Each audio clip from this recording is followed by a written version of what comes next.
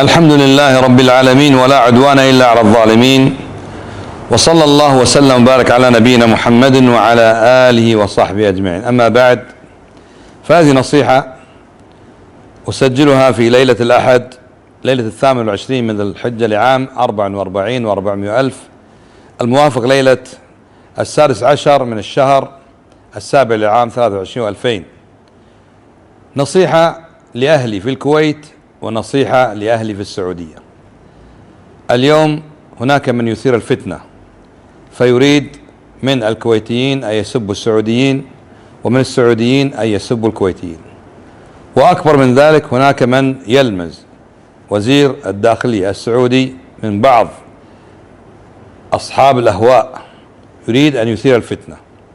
ونحن بحمد الله عز وجل أهل سنة وأهل توحيد وأهل وأقرباء ولحمة واحدة، والنبي صلى الله عليه وسلم حذر من التحريش وبين هذا من عمل الشيطان، فقال النبي صلى الله عليه وسلم: إن الشيطان يئس أن يعبده المصلون، ورضي بما دون ذلك، رضي بالتحريش بينكم.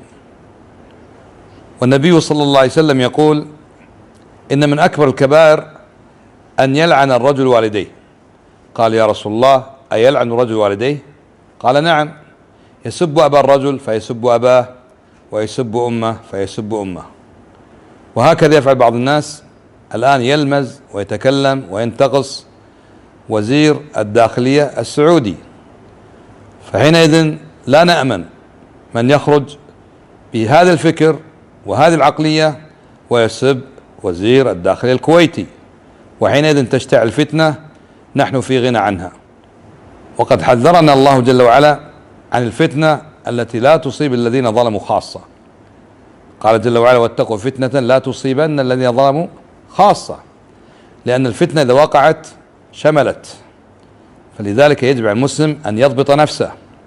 فالحمد لله جد وزير الداخلية الكويتي وجد وزير الداخلية السعودي أخوان، وما زال هذا وزيرنا وهذا وزيرنا، والحمد لله هم أخوة، ولا نرضى لأحد أن يسب لا وزير الداخلية الكويتي ولا وزير الداخلية السعودي، ولا نريد هذه الفتن. فلنتنبه ونقطع الطريق على أصحاب الفتن، فهؤلاء لا يعيشون إلا في الفتن، مأجورون مرتزقة يدفع لهم لإثارة الفتنة. شأنهم شأن تجار المخدرات، لا هم لهم إلا أن يأخذوا الفلوس، حتى لو أفسدوا، حتى لو قتلوا، حتى لو مات رب الأسرة، حتى لو تفرقت الأسرة، حتى لو طلق الرجل امرأته، المهم يحصل على المال. وهكذا هؤلاء الذين يدفع لهم مما يسمون بالذباب الإلكتروني لإثارة الفتنة للمقابل، فقط ليأخذ الفلوس، الدينار والدرهم، لا يهمه لا دين ولا دنيا. وهذه الفتنة إذا وقعت فإنها تضر بنا جميعا، لا يستمنها حتى الذي يثيرها. فلذلك نتقي الله عز وجل ونحاسب أنفسنا، ولا نخوض في هذا الكلام الخبيث المنحط الذي يثير الفتنة. لا نسب أحدا ولا نريد أن يسبنا أحدا. قال جل وعلا: إنما المؤمنون أخوة.